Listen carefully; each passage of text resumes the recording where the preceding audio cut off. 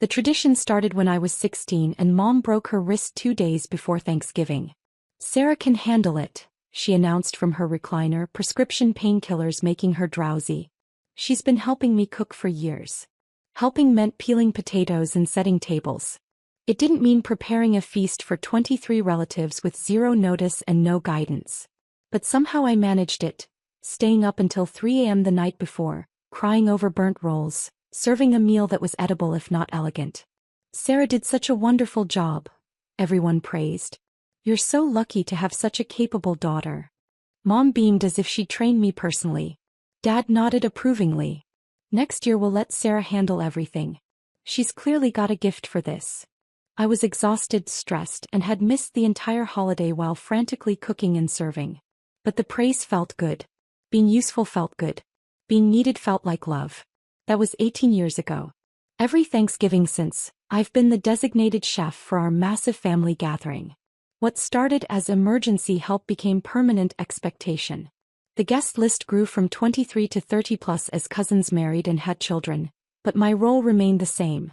Single-handedly prepare a restaurant-quality feast while everyone else enjoyed the holiday.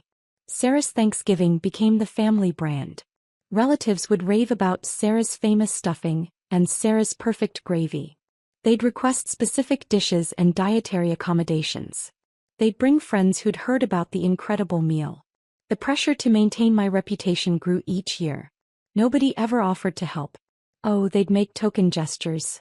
"Let me know if you need anything." But disappeared when I actually asked. They'd wander into the kitchen while I worked, sampling food and offering unhelpful commentary, but scatter when I suggested they could chop vegetables or stir something. "We don't want to get in your way," became the standard excuse. "You're so good at this, we just mess it up." The logistics alone were overwhelming. Shopping for 30 people meant multiple grocery trips with carefully calculated lists. Prep work started days in advance. Making desserts, preparing sides that could be stored, organizing cooking schedules to coordinate oven and stovetop space. Thanksgiving Day itself was a 12-hour marathon of cooking, timing, and serving. While everyone else watched football, played with kids, or relaxed with wine, I was trapped in the kitchen. I missed conversations, football games, and family moments.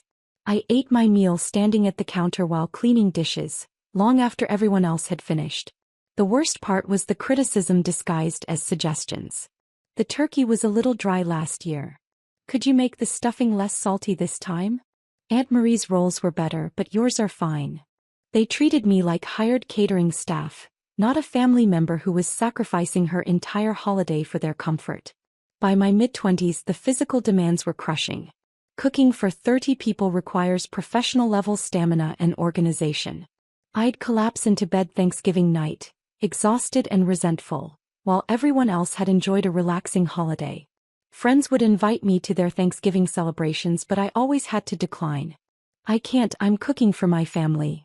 They looked puzzled. "Can't someone else cook? Or everyone bring something?" I'd never considered these options because my family had made it clear. Thanksgiving was my responsibility. Suggesting changes was met with horror. "But it won't be the same. You're so much better at it than anyone else." It's tradition. The tradition that mattered to them was receiving a perfect meal without effort. My tradition of working while they relaxed was apparently sacred.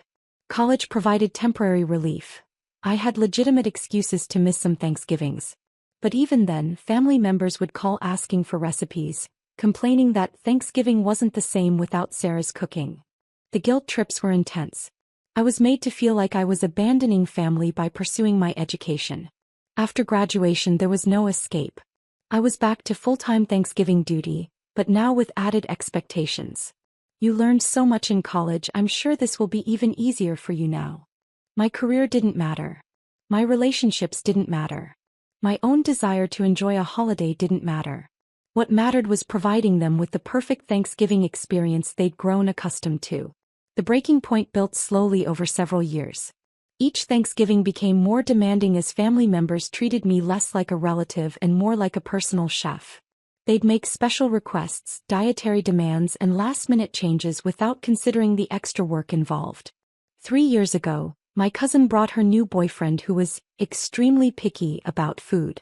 She handed me a list of his dislikes and allergies, expecting me to accommodate a complete stranger's preferences.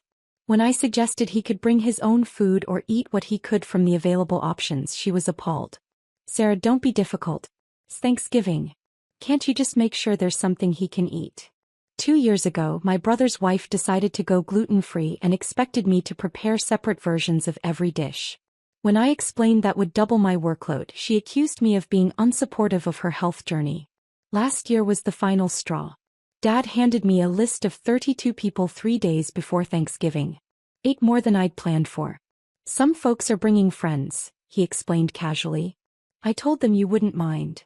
I stood in my kitchen staring at that list, calculating the additional groceries, prep time and stress.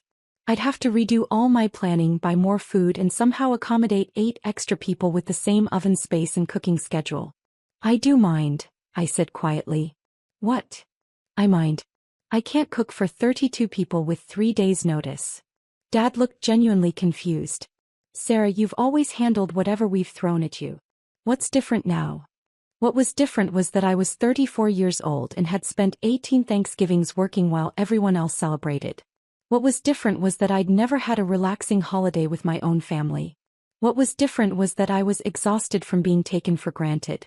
"I need help," I said. "Real help. Not people standing around offering to do anything while contributing nothing." "Well, you know how it is. Everyone has their own traditions and ways of doing things. It's easier if you just handle it." Easier for whom? Certainly not for me. That Thanksgiving was a disaster.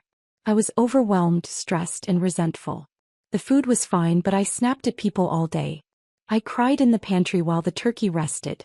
I served dinner with red eyes and a fake smile, then locked myself in my room afterward. Multiple family members commented on my attitude problem and suggested I was getting too stressed about cooking. The solution, according to them, wasn't to reduce my workload. It was for me to handle stress better. In January, I started therapy.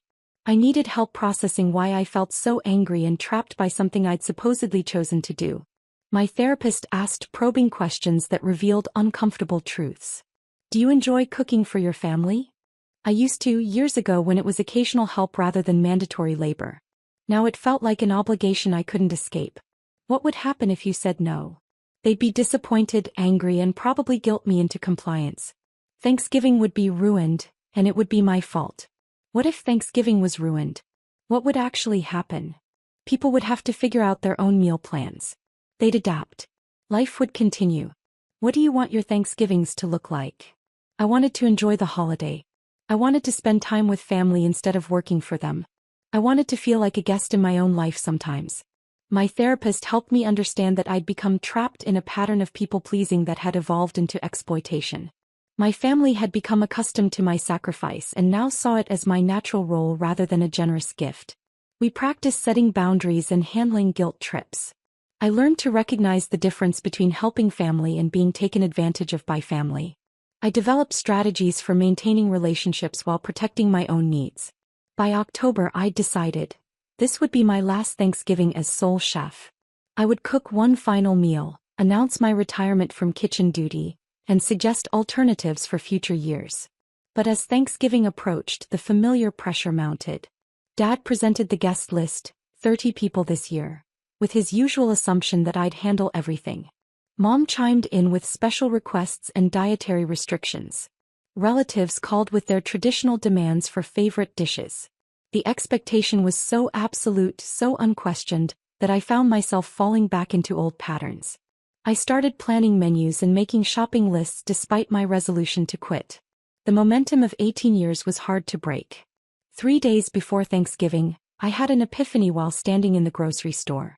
I was buying ingredients for a meal I didn't want to cook, for people who wouldn't appreciate the work involved, during a holiday I should be enjoying instead of enduring.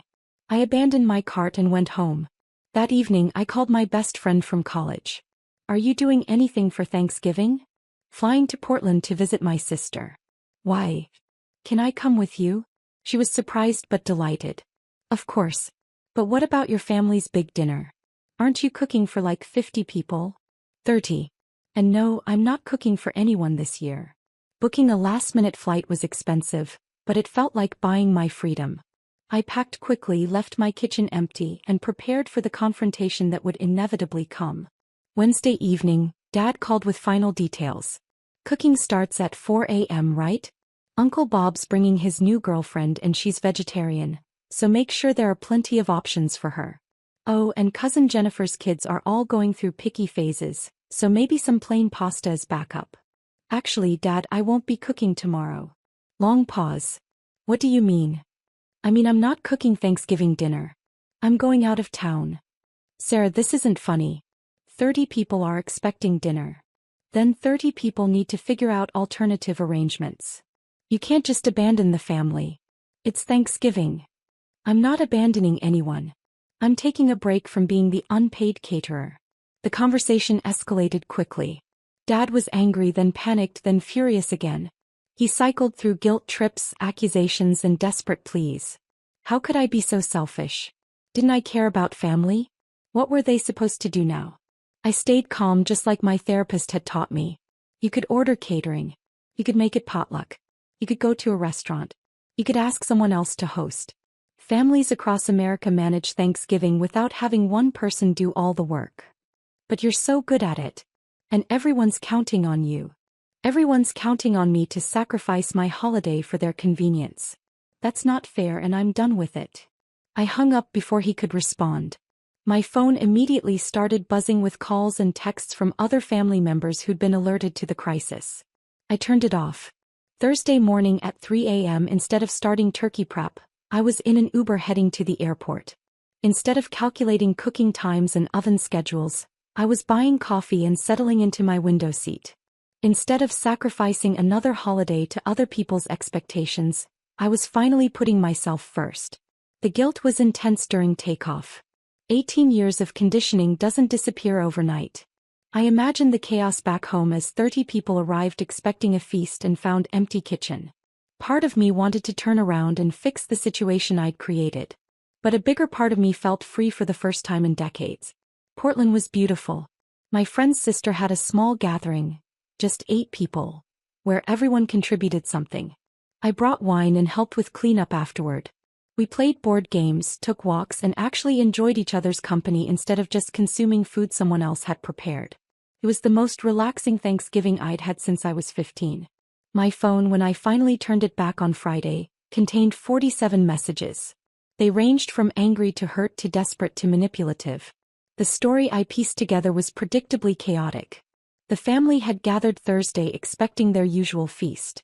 When they realized I wasn't there and no food was prepared, panic ensued. Some people left to find restaurants, most were closed. Others raided my parents' pantry for whatever they could find. A few relatives went to grocery stores and bought pre-made dishes. They ended up with a hodgepodge meal of store-bought turkey, instant mashing potatoes, canned vegetables, and frozen pies. It was, according to multiple messages, a disaster, and the worst Thanksgiving ever. Several family members blamed me for ruining the holiday. Others were hurt that I'd left without warning. A few were angry that I'd abandoned family during a time when we're supposed to be together. But buried among the guilt trips and accusations were a few messages that gave me hope. My cousin Mark, I never realized how much work you put into Thanksgiving. I'm sorry we took you for granted.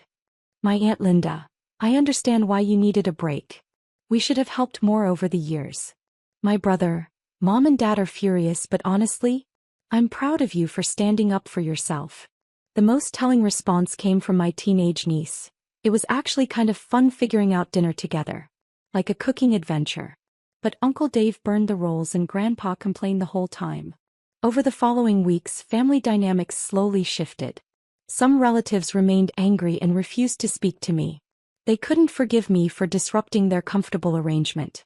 These were people who had valued me only as a service provider, and without that service they had no use for me. Others began to understand what they'd been asking of me all those years. They reached out with apologies and invitations to smaller, more manageable gatherings where cooking duties were shared. My parents took the longest to come around. They felt embarrassed by the Thanksgiving disaster, and blamed me for making them look bad in front of relatives. It took several honest conversations before they could see the situation from my perspective. We never asked you to cook for everyone, Mom protested during one particularly difficult phone call. You didn't have to ask. You expected it and I delivered. For 18 years. But you seemed to enjoy it. I enjoyed feeling useful and appreciated. I didn't enjoy sacrificing every Thanksgiving while everyone else relaxed. We didn't know you felt that way. This was the hardest part to accept, that they genuinely hadn't considered my experience. In their minds, I was fulfilling my natural role as the family caretaker. They'd never questioned whether that role was fair or sustainable because it worked for them. Eventually, we found a new equilibrium. Thanksgiving became a potluck where everyone contributed according to their abilities. Some people brought appetizers, others handled sides, a few managed desserts. The host, rotating annually, provided the turkey and coordination. The meals weren't as elaborate or perfectly coordinated as my solo productions.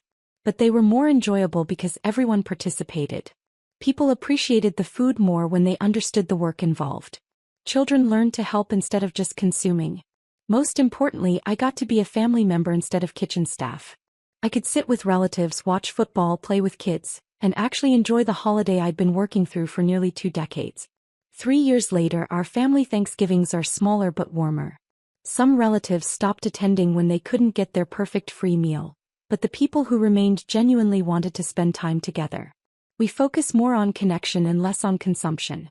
I still cook, but as one contributor among many rather than sole provider. I make dishes I enjoy preparing and eat meals that are still warm. I have conversations during dinner instead of serving it. I participate in my own holiday. The Portland trip became an annual tradition. My friend and I alternate between visiting her family and exploring new cities during Thanksgiving week. It's my reminder that holidays can be about joy and discovery rather than obligation and exhaustion. My family now understands that my presence at their gatherings is a choice, not a given. That makes the time we spend together more meaningful because it's based on mutual enjoyment rather than one-sided service. Looking back, I realized that my Thanksgiving rebellion wasn't about abandoning family. It was about saving it. The old system was unsustainable and unfair. By refusing to continue enabling it, I forced everyone to find a better way. The people who truly cared about me adapted and apologized. The people who only valued my labor revealed their true priorities by cutting contact. Either way, I learned who my real family was. Today, I'm grateful for many things on Thanksgiving.